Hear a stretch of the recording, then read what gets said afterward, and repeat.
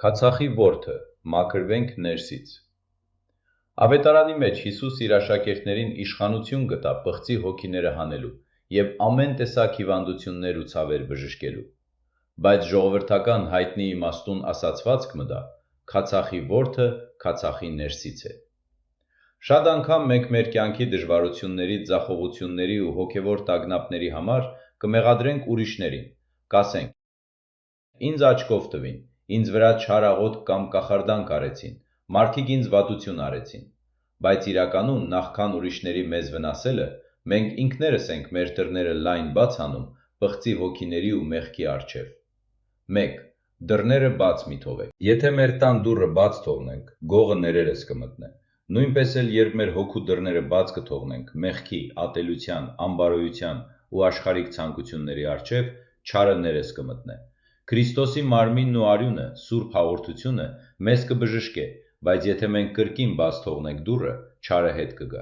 2. Արտաքին փոփոխությունները չեն փրկեր։ Մարդիկ կան, որոնք կփորձեն իրենց կյանքի տագնապները լուծել արտաքին զվարճություններով, ճանապարհորդություններով, դրամով կամ միջավայրը փոխելով։ Պատմություն մը գա մի ծանր հոգեկան տագնապի մեջ գտնվող մարդու մասին, որ գնաց բժշկի մոտ։ Բժիշկն ասաց. «Քաղաքում կրկես կա, գնա, այնտեղի ծավրածուն բոլորին ծիծաղեցնում է, դու էլ կուրախանաս»։ Մարդը պատասխանեց. «Բժիշկ, այդ ծավրածուն ես եմ»։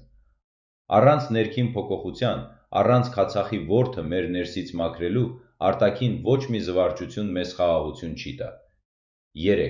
Մտքի արթնություն երգիտակցություն։ Հիսուս խաչի վրայից ըսավ. «Հայր, ներիր դրանց, որովհետև չգիտեն, թե ինչ են անում»։ Մեր հոգևոր կործանումը կսկսի անգիտությունից ու անգիտակից ապրելուց։ Երբ մենք գիտակցաբար կզղջանք, կփակենք մեր մեղքի դռները, կդադարենք մեղադրել ուրիշներին և կմոտենանք Քրիստոսին, այն ատեն երկնքի արքայությունը կմոտենա մեզ։ Սիրելիներ,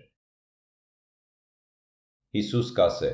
երկնքի արքայությունը մոտեցել է։ Մտեք Աստծո արքայության մեջ, մաքրեք ձեր ներսի որդերը, խոստովանեք ձեր մեղքերը, և Աստծո անդորրն ու բժշկությունը կլցնեն ձեր սրտերը։ Ամեն։